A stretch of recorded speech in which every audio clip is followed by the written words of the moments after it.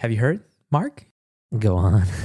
Our Kickstarter Notify Me on launch page is live.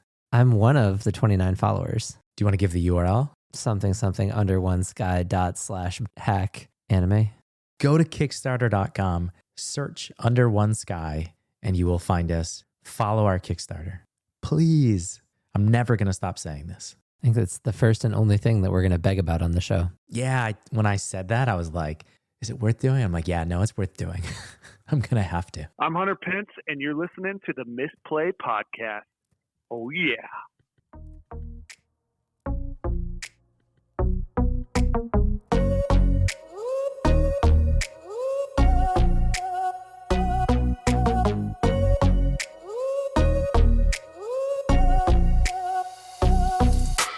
Hello, and welcome to the Misplay, where I don't look at what my opponents are doing in Space Base. My name is Mark. My name is Jason. It's weird reading that back because I don't play Space Base. I can't remember if we talked about it on the show or not, how many BGA plays I have of Space Base. I will just say it's north of 500. I'm So Bad introduced me to the game, and I just became an addict. I'm currently ranked like 234th in the world. As the top 20 in Eternal this season in Throne. Well, in Space Base, Mark, what is happening is, because I jam a lot of games on my phone, on BGA, Space Base is amazing because it does all the math for you. It calculates your money, your ships, your planets, like everything's automatic. And I played in person and it's just so much work. But on BGA, like on my phone, I have to like scroll down to see what everyone's doing. I would imagine if I was sitting at a playing table and you were across from me, I would know what your strategy is. But I play so many games of Space Base, like it's solitary. I just do not look at what my opponents are doing. And I've lost games where I'm just like, I have no idea how I lost the game. Like just absolutely no idea. I think I'm crushing it. And then they go from like 20 rocket ships to 40 on one turn. And I'm just like, how? I should be making my decisions based on what my opponents are doing. And I'm not doing that a lot of times. True or false, if you were playing in paper, you would still have the same problem. No, I would just be able to like visually see, and there would be more time in between turns because you got to manually do everything.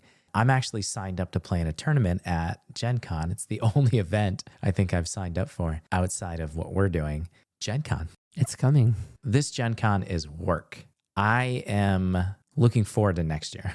Next year I'm going to go and I'm just going to play games and I'm going to hang out. I'm chuckling because last Gen Con kind of felt like work.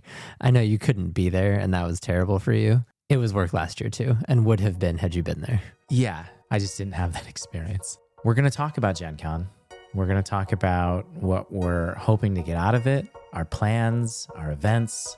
But before we do that, this week's episode is brought to you by Board Game Casual. Board Game Casual is a YouTube channel welcoming people into the board game hobby with video reviews, recommendations, unboxings, tips for accessorizing on a budget, and more. Their growth over the last 2 years has been phenomenal. And now that we are entering our marketing phase of our journey, I'm definitely going to be looking to Board Game Casual for their marketing advice. So don't be surprised if I start borrowing a little bit of their language when we wrap things up. Thanks for listening. Thank you for liking and subscribing, and I'll see you next time on the Misplay podcast. Give Board Game Casual a view at Board Game Casual on YouTube at Board Game Casual channel. That was my BGC impression. I'm working on it. Spot on-ish. The thing.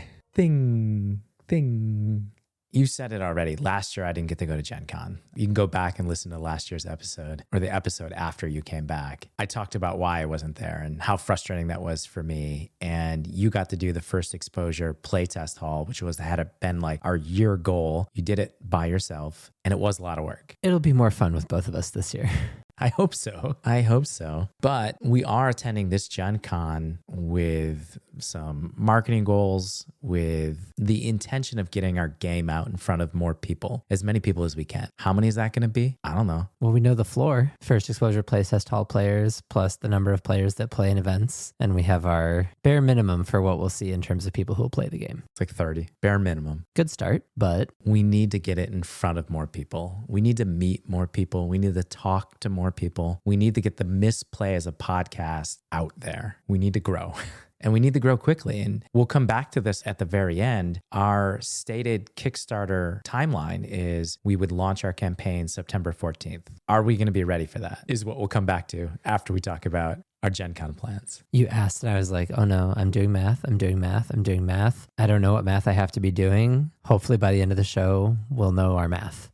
Our number one goal, Mark, is to get people to sign up and follow our Kickstarter. So clicking the notify me on launch, that's priority number one. It's kind of like it's like having a mailing list. Our mailing list is very light and very thin. And we have stated many times that we are approaching this really organically. We don't plan on maybe not even buying any advertising or very little advertising when the Kickstarter campaign launches. So we have to figure out a way to get people to find us. Now, we'll have direct access to the people at our events in the First Exposure Playtest Hall and our actual events. That's easy. I'll have it on the table. I'll have a QR code, and I can say to people, hey, it would mean a lot if you could follow us. That might get us a few people. 30. Maybe. 100% conversion rate. Let's go. How do we get more people to see us? Oh, you're waiting for me to answer. Yeah, that's right. What was your graduate program in? That was marketing. Hold on, let's rewind for a second. How do we get more people to see us? Notice us? Find us? I think back to the year Exploding Kittens had that really viral. They created like a vending machine. It was like they literally put a human in a vending machine, and people would come up to the vending machine and I forget if it was like pull or punch or whatever it was. And the most random things would come out of it, a watermelon, and then, copies of games. And there were some really big things. And that was a huge draw. People became aware of Exploding Kittens. I don't have one of those ideas. It sounds a little bit out of our budget too. Yeah, it does. The watermelons I might be able to do for a little bit. Maybe we can give out 4 or 5 of those before we exhaust our budget. I can say one of the things for sure is beyond what we're doing in the hall at the actual physical convention space in our events, we're planning to have some after-hour events in our hotel or someone else's hotel, wherever we find a really good space. We're planning to run, I was initially planning to run one tournament. You had said, why don't we just do it every night? I think you kind of have to, not necessarily have to, but I think if you're describing reaching more people in the way that you're describing without contrived means like paid advertisements or pre-existing connections to people who could let us like borrow time at a table on the main floor, like in the exhibition hall, I think you're left with these small windows of opportunity where, like in the First Exposure Playtest Hall, I don't actually think I don't want to downplay how nice it is to have players come and play the game, but in terms of volume of people that we're going to get in contact with, it's not that, right?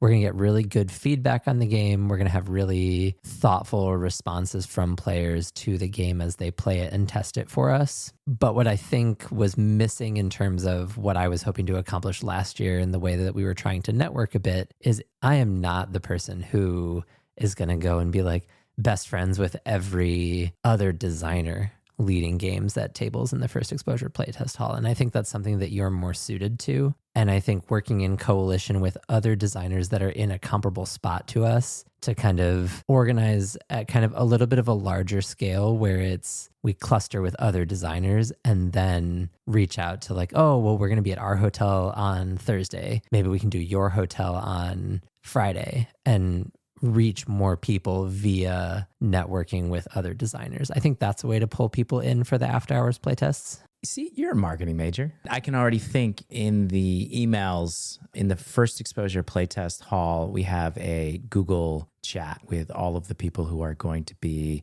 showcasing their games, all the designers.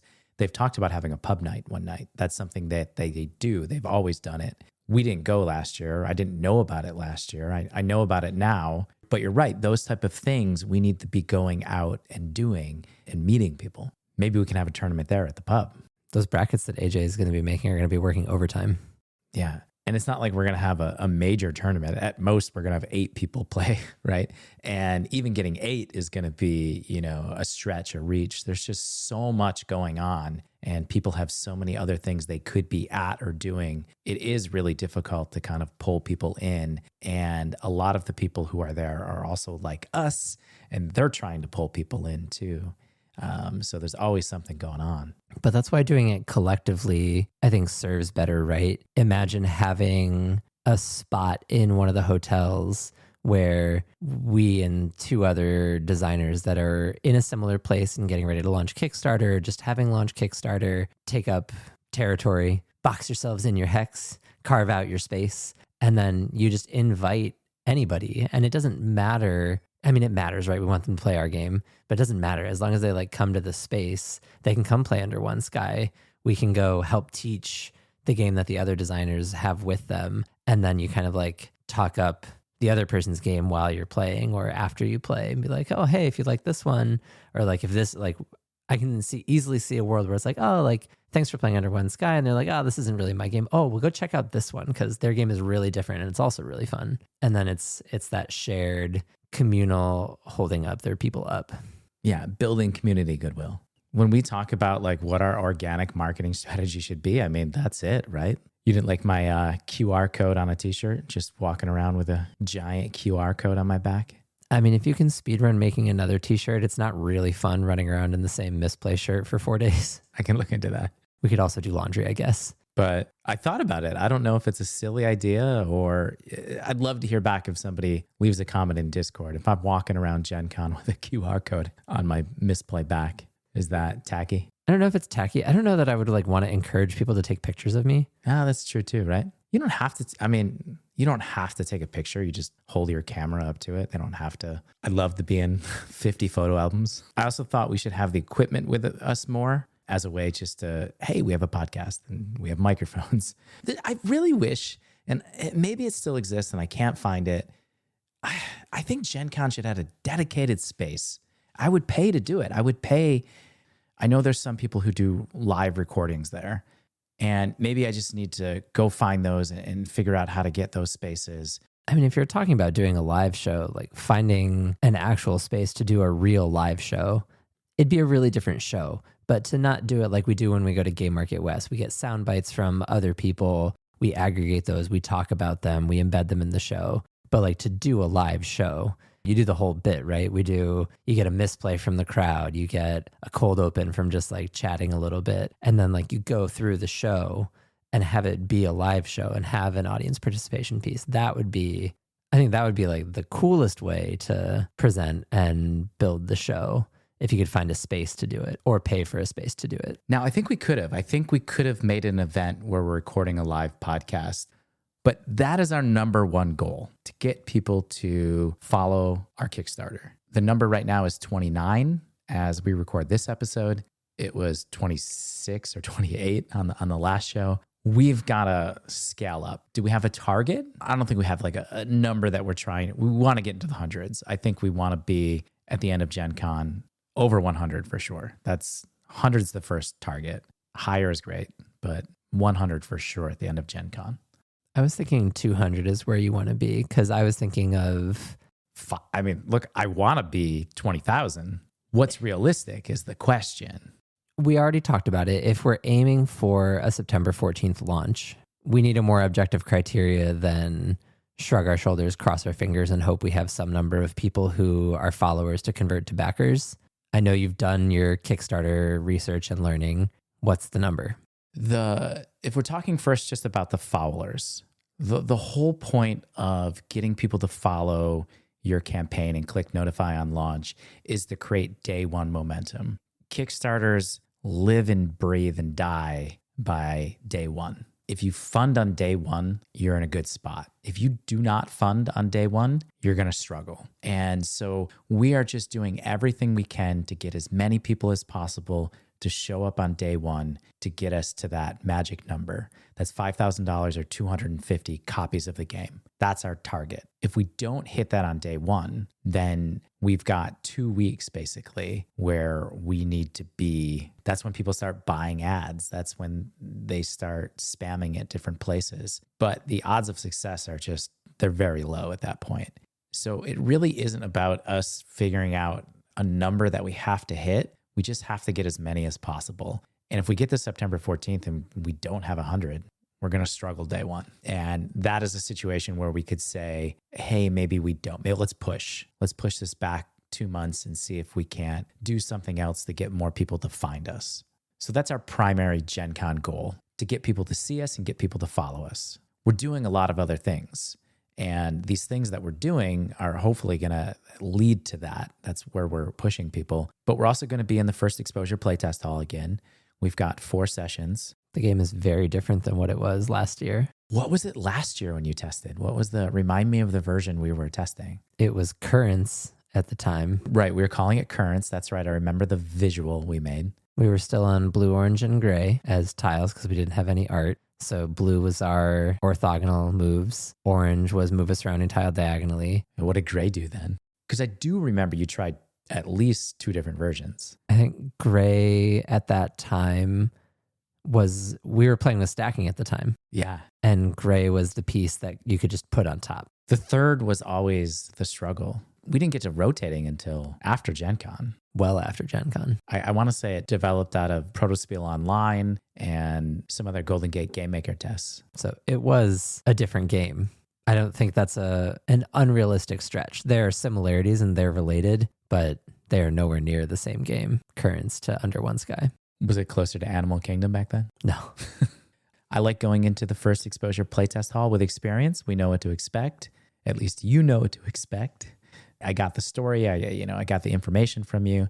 But even when I thought I was going to be going to Gen Con the couple days before, when I thought, hey, it was still a possibility I might get there, I was nervous. I don't have any nerves about going there this year. I didn't play in very many events last year. I did fall in love with Eschaton, but I actually went back to First Exposure Playtest Hall and played in other tests. And I'm thinking that might also be a good way to go meet more people, show community support for other aspiring designers and have that be another inroad for how to build community and find more people to exchange information with, do the playtest, and then on the way out be like, oh yeah, like I was here for one of the other time slots.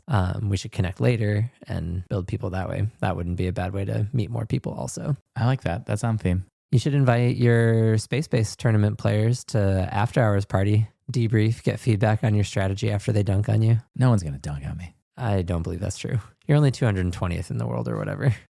34th, I think. What happens if you run into like the number 2 player in the world there? I'd be in trouble. So not nervous about First Exposure Playtest Hall. I am nervous about our events though. And the reason is, so when I say events, what we did was through the Gen Con portal, we created events for Under One Sky. We created our time slots for people to find us. And honestly, Mark, I know I've said it before. I did not think people were going to find us in the system. I just didn't know how you would unless you were specifically looking for us. I'm so excited to meet the people who are coming, but I'm a little nervous because they paid money to come play the game. No one has ever paid us money to play the game. We have said already, one of the things that we want to do for people that did sign up for our events is if they do back the Kickstarter, we're going to give them free shipping because, I just feel bad like taking money to come play the game right now. So I'm just really excited they were willing to do that. And I'm looking forward to meeting them. What sort of feedback are we hoping to get from First Exposure Playtest Hall and the events? I know we've talked about some of the things with color. We should have our manufacturer copies. So we should have, a pretty looking game. What is our plan for capturing feedback and what specifically are we looking for? I think you're following in the same line of feedback that you were trying to get from Protospiel that you were at a couple weeks ago. We want to get feedback on the visual elements. We want to get feedback on the visual and aesthetic design, but also I think we really want to look at the player aid types of things, whether it's how the constellations align and present. I would love to focus group the visuals that we're going to use for the rulebook and bring those as part of the teach this year and not do a blind playtest. But, when you're presenting, you talk about how you set up the T and show like the example and count and non-example. I think taking the visual that we're going to try in the rulebook and be like, okay, here's some visual and non-visual examples, walk them through them, and then get feedback on those visuals. Because I think we've talked a lot about how the rulebook is going to hinge on those visuals. And so finding a way to get some amount of feedback on those visuals, I think would be incredibly valuable. I agree. The version of the rulebook that we have right now, the visuals are not strong. And so I don't know if we're going to have the time or the capability to get them where we want them, because we're both pretty busy with our own travels leading up to Gen Con. But it's a good idea. And you're right. Those are the things that we're hoping to get feedback. Do we want a form? Last year we had a physical form that people filled out. I preferred the physical to the just click this link and go follow it, because the only link I want to give anybody is to the Kickstarter. The physical form is fine, depending on like what you'd be checking for. I think it is reasonable to just do, the game is so short to play and the teach takes so little time. You're going to wind up with extra time with your players in the first exposure playtest hall. And so why not just embed a little bit of a debrief where they don't even have to do the writing. You just do a quick little post playtest interview and just take your notes and say, thanks for playing. Here's your bid into the tournament tonight. Here's your, are we offering free shipping to anybody who first exposure playtests? I don't think that's unreasonable. Yeah, no, I think that's a good idea as well. We should just, anyone that is in the first exposure playtest hall or the events, we should just give them free shipping. I'm willing to do that, because it's not, at the end of the day, that's not 20 copies if they all bought it, which is fantastic. So I think that's a reasonable path. And, you hand them the notify on launch, you hand them the thing for free shipping, and then be like, hey, come play in our hotel tournament for a chance to, what are we doing? Win a copy of the game. Yeah, I mean, that was my thought. So yeah, that was the next thing that we were doing, was we were hoping to have hotel tournaments or maybe at the pub. And my thought was, we'll give a free copy of the game to the person who wins. I don't know if 8 people are going to play. It'd be amazing if they did. I'd love to. I'm really looking forward to not only the live episode we do at Gen Con, but then the post Gen Con debrief where I can revisit some of these thoughts and be like, tournament was a terrible idea. Nobody wanted to sit and play our game. It was really hard to pull people in. You could do a variant on the tournament, not a variant of like the tournament structure, but if like we're having a hard time getting enough players to play in like a tournament on the evening, you could do it like a headhunter thing where beat one of the designers and get something cool. That's a really good idea. We should have some sort of visual just in case. Beat the designer, win a copy of the game. One of the other things that we talked about doing in the after hours times was getting people to do blind play tests, because we're not able to do that in the first exposure playtest hall. And we want that to be a more interactive time anyway, but we do want people to try and vet the rule book. It'd be another way of getting feedback on those types of visuals that we have access to for the time being, and give us direction into how to move them and make them more useful. Free shipping for that if they're willing to do that. We're just going to give away copies of the game anyway. No, you're right. I mean, even our normal events, I don't think people want to show up to that and blind playtest the game. They want to hopefully meet the designers who are there and be taught how to play. Even though, like, I can tell you, on average, all of my blind playtests have been about like almost exactly 22 minutes from the rulebook to game completion, which is pretty good. But people just don't want to have to do that. But if we can find people to do that, that would be amazing. After hours, we definitely gotta make some signs. I need to get those little holders that the Golden Gate game makers use for the players wanted signs. The plastic ones? The metal ones. Oh, like the O-rings that hold something. Yeah, gotta have some of those. What else have you got for us, marketing guy? We've been talking kind of generically about our manufacturer for a couple of episodes, but I'm looking forward to meeting them at Gen Con as well. So that's on my to-do list. Our manufacturer for the game is What's. We've been working with What's Games, and that is who we are using to manufacture. It was recommended to us from other Golden Gate game makers, connections that we had within that group. We did pricing from Panda. We did pricing from Long Pack. We did pricing from Hero Time. We did a lot, and ultimately we decided that we wanted to work with What's. I would like to shout out Long Pack, they were like so accommodating throughout the whole process of getting quotes and getting updates and helping us refine and make some changes to the game to fit manufacturing. And I really appreciated them a lot. But we did select What's as our manufacturer. They were highly reviewed well at Game Market West also. And What's was one of the manufacturers that I talked to in person at Gen Con last year. Those are our Gen Con strategies. That's our plan for Gen Con. And then in theory, there's a mad dash between Gen Con and our launch date. Probably need some other things along the way. What else do we have? I really like the idea that you had, and that is to do some streaming of our game. You and I, we used to both stream for Eternal, the card game that we used to play. So we thought we could stream the game. And because playingcards.io has a really good, visual of the game, I think it will work. Now, who's going to watch us? I don't know. Maybe Scott. Friends and family discount. Free shipping. He'd watch us. Beat the designer. I think that's a really interesting idea to stream the game. We've got the equipment to do that. That's something that we can do. I have talked about going potentially to PAX West in September. It's the week before our Kickstarter launches, and going to play test the game in Seattle, getting some new people to see the game. Not sure yet if I can do that. I've also thought about who is our market for the game, right? And I think we've settled on this, couples, casual, not a hardcore board gaming group. It's going to be couples and friends that play 2-player games together. One of the places I thought about we could go, and this is probably something we should have been doing months ago, but going to some local observatories or star meetups or telescope nights. It's really difficult to say that because it sounds not organic, because I'm going to show up and be like, what is that, Venus? Oh, hey guys, I have a board game. It's called Under One Sky. I think you would all love it. There's not a easy transition into that. I don't know anything about actual stars.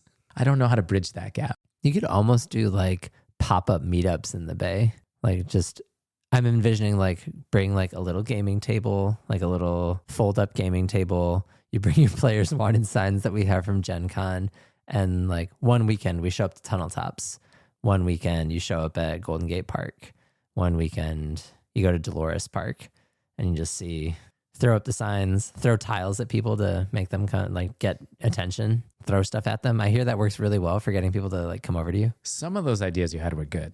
Just throw things at them. No, but that's interesting. I think actually thinking about the observatory, I think me just showing up with a game and a table and saying I have this board game is a better approach than me just being like, can I look through your telescope? And oh yeah, I have this board game. Just being there organically with the game might be a better approach. Could look at also hosting another sports basement night. We should definitely do that. I think the trick is bringing in more people that are not just the same people that we brought last time. I need to be able to replicate what Ronald was doing in Redwood City and, getting people who are shopping to come in and play the game. You could do that just by staging. I'll even book it while we're at Gen Con again. It's a working trip. So are we on track for September 14th? I don't know. I think it feels like a short runway. I got to go back and look at the roadmap. We probably should have had some bigger marketing efforts before this.